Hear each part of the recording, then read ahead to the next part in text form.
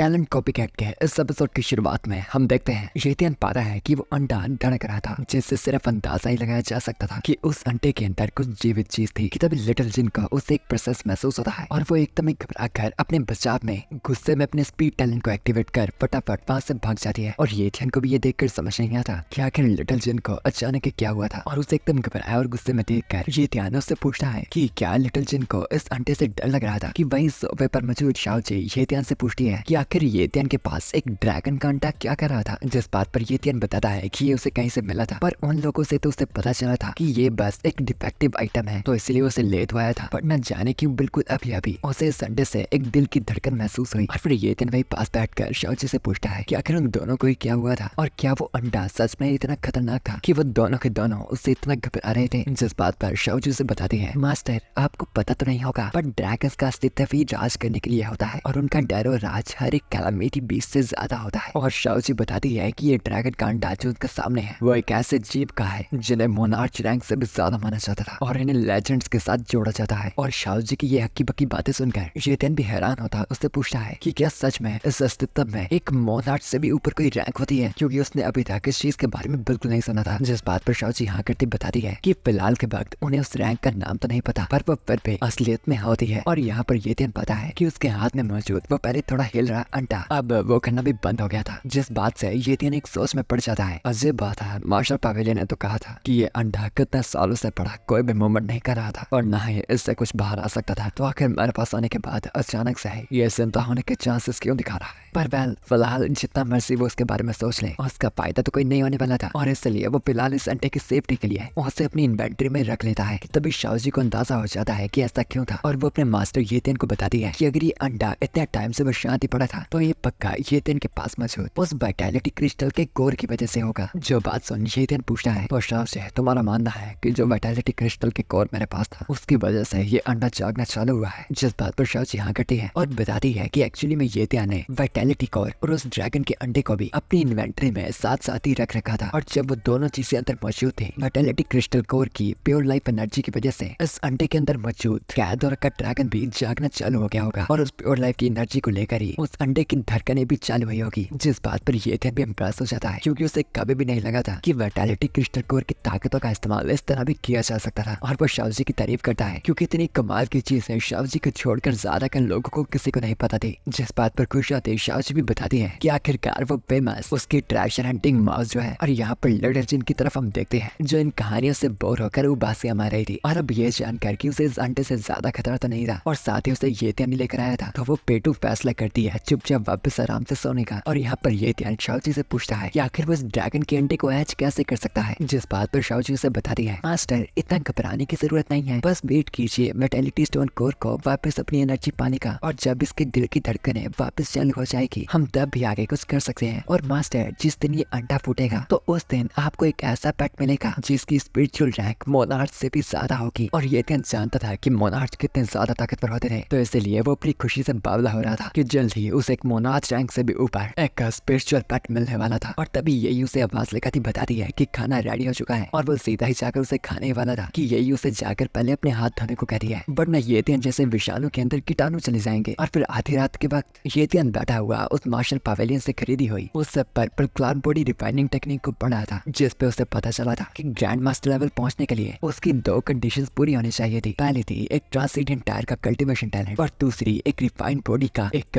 Perfect foundation. जो बातें पढ़ी येतियन थोड़ा इरिटेट होता कहता है, हाँ क्या सरदर्द है, आखिर ये पर्पल क्लाउड टेक्निक कितनी ज्यादा मुश्किल क्यों है, और मुझे इसे प्रैक्टिस करने के लिए भी ट्रांसीडेंट टायर का कल्टीवेशन टैलेंट चाहिए होगा। परंतु यूएलएन का कल्टीवेशन टैलेंट सिर्फ हाई टायर का था, और वो पर भी एक ग्रैंड मास्टर के लेवल तक पहुंच पाई है, और साथ ही वो सन फैमिली का ग्रैंड मास्टर भी। और एक्चुअली में ये purple cloud body refining technique 5 sections में बट रखी थी, शारीरिक 5 हिस्सों में बट रखी थी। पहली थी बॉडी रिफाइनिंग टेक्निक, दूसरी बोन्स यानी हड्डियां, तीसरी ब्लड, और चौथी स्किन, और अंत में की रिफाइनिंग टेक्निक। और अपनी शारीरिक लिमिट को पार करने के लिए उसे अपने शारीरिक हर एक ऑर्गन को ताकतवर करना पड़ेगा, पर इस चीज को हासिल करने के लिए उसे काफी सारे ट्रेशर्स भी चाहिए थे। और ये समझ पा रहा था कि ये टेक्निक है इतनी मुश्किल, तभी इसे आकर कोई खरीदना नहीं था। और ये जानकर कि इस टेक्निक को कल्टीवेट करने के लिए उन्हें ढेरों महंगा खजाना खरीदना पड़ेगा, तभी ये ज्यादातर लोग इसका कुछ कर नहीं सकते। और ऊपर से सबसे बड़ी मुश्किल होगी ट्रांसीडेंट टायर का कल्टीवेशन टैलेंट ना होना, कि तभी उसे एक पन्ने पे एक स्पेशल मार्क दिखाई देता है, जिसके बारे में अच्छे से जानने के लिए येतियन अपने अपने स्पेशल टैलेंट, स्पेशल परसेप्शन का इस्तेमाल करता है कि तभी वो मार्क बहुत ही ज्यादा चमकने लगा था। और पहले तो ये ध्यान एकदम उजाले में घुस गया था, पर उसके कुछ पल बाद वो एकदम बिल्कुल ही अंधेरी जगह पर पहुंच गया था और अपने इधर उधर की अंधेरी जगह को देखकर वो अंदाजा लगा पाता है यह तो इससे पर्पल बॉडी रिफाइनिंग टेक्निक के अंदर बसी हुई स्पेशल रैम है कि स्पेशल रैम के अंदर उसे थोड़ा सा अपने से दूर एक लंबे बालों वाला अजीब सा व्यक्ति दिखाई देता है और अपने पंखे को झुनझुनाता वो व्यक्ति येतियन की तरफ मुड़कर उसका स्वागत करता बताता है कि आखिरकार उसकी टेक्निक को हासिल करने वाला वो सक्सेसर आ ही गया। और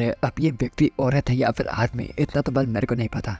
और अब ये ध्यान ये जानने के लिए कि आखिर उसके सामने अब ये बला क्या है, उसकी स्टेटस विंडो को चेक करने लगता है और फिर स्टेटस विंडो से वो पाता है कि उसके सामने मौजूद वो व्यक्ति एक इंसान था जिसे divine immortal of striking thunder कहा जाता था और उसका कल्टीवेशन टैलेंट अननोन था, लाइटनिंग टैलेंट ट्रांसीडेंट टायर का, एनग्रेविंग टैलेंट मिड टायर का और स्टैंड टैलेंट एपिक्स टायर का, पर वो उसके किसी भी टैलेंट को कॉपी नहीं कर सकता था। और वो व्यक्ति ये ध्यान को बताता है कि आखिरकार उसका सक्सेसर वहाँ पर आ ही गया था जिसका वो कब से वहाँ पर इंतजार कर रहा था। और वो ये ध्यान को अपनी पहचान बताता है कि वो स्ट्राइकिंग थंडर डिवाइन इमॉर्टल है। और उससे पहले हम उसके बारे में कुछ जाने, हमें एक दूसरी तरफ का सीन दिखाया जाता है जहाँ पर घोड़े की सवारी कर रहा एक आदमी काफी ही तेजी से बढ़ता जा रहा था यन फैमिली की तरफ, क्योंकि उसके पास कुछ खास इन्फॉर्मेशन थी अपने यंग मिस्टर्स को बताने के लिए। और फिर यन फैमिली के एंट्रेंस पे पहुंचकर अपने घोड़े को वही रास्ते पे छोड़कर फटाफट वहाँ से अपने यंग मिस की तरफ भागने लगता है और चिल्लाता हुआ वो बता रहा था कि उन्हें आखिरकार वो चीज पता चली गई है जो जानने के लिए यंग मिस ने उन्हें भेजा था। और फिर मेडिटेशन कर रहे यन फैंग के सामने आता वो आदमी बताता है कि जिनकी वो तलाश कर रहे हैं वो यन फैमिली से है, क्योंकि जब सीक्रेट रैम्प का दरवाजा खुला था सिर्फ की सिर्फ यन फैमिली ही थी जो अपने साथ सीक्रेट रैम्प के अंदर किसी बाहर के बंदे को लेकर गई थी। यंग मिस, हमें उस आउटसाइडर का नाम भी पता चल गया है, उसका नाम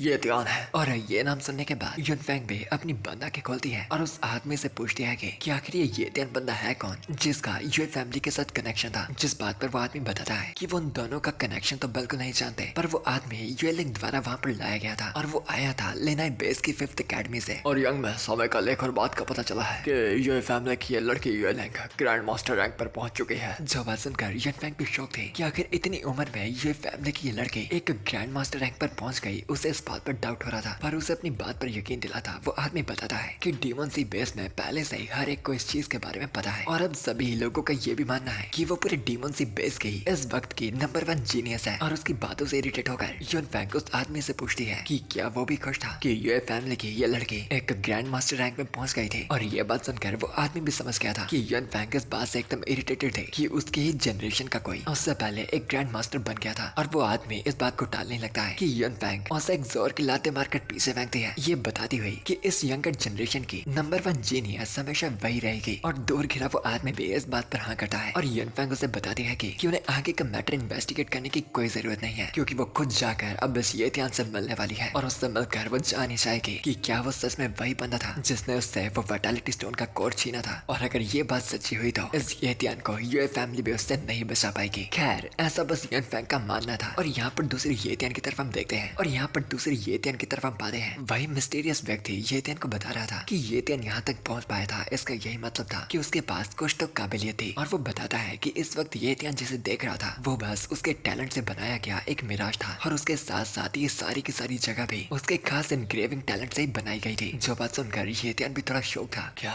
मेरे सामने बस एक मिराज खड़ा है तो फिर आखिर इस व्यक्ति की रैंक क्या हो सकती है? क्या यह बंदा एक मोनार्च रैंक का है? जिस पर वो व्यक्ति उसे बताता है कि अब वो ये फालतू बातें तो बंद करेगा क्योंकि ऐसी सर दर्द येतियन को भी मजेदार नहीं लग रही होगी, तो इसलिए अब वो चीजों को साफ साफ करेगा। और तभी अचानक ही येतियन को अपने ऊपर एक बहुत ही ज्यादा ताकत का भार महसूस होता है और वो सीधा का सीधा ही जमीन में धंस जाता है। और इतना सब कुछ सिर्फ के सिर्फ उस व्यक्ति के ओरा की वजह से हो गया था। इतना भयानक ओरा, मेरे सामने मौजूद सिर्फ एक मिराज भी मुझे उस मोनराज रैंक के किंग होने से ज्यादा शक्तिशाली लग रहा है। और फिर वो मिराज येतियन के करीब बढ़ता बताता है कि अब वो यहाँ पर चेक करेगा कि क्या येतियन उसकी लेगेसी आगे बढ़ाने के काबिल भी है या फिर उसके यहाँ पर आना बस एक तुक्का था। और फिर येतियन के करीब आने के बाद वो चेक करने लगता है कि आखिर येतियन के पास किस किस तरह का खास टैलेंट था। एंड वैसे ही वो उसके टैलेंट्स देख रहा था। तो देखते हैं कि तुम्हारे पास किस किस तरह के टैलेंट्स हैं। तो सबसे पहले स्पीड टैलेंट, उसके बाद डिफेंस टैलेंट, उसके बाद एंड्योरेंस टैलेंट। कि फिर उसके टैलेंट की लिस्ट पूरी देखने के बाद वो व्यक्ति एकदम हैरान होता पूछता है कि आखिर येतियन के पास इतने सारे टैलेंट्स कैसे हो सकते हैं, क्योंकि उसने खुद आज तक जिंदगी में ऐसा कुछ भी नहीं देखा था। कि येतियन भी मुस्कुराता हुआ उसे बताता है, मुझे सच में नहीं लगा था कि तुम मेरा ये राज जान जाओगे।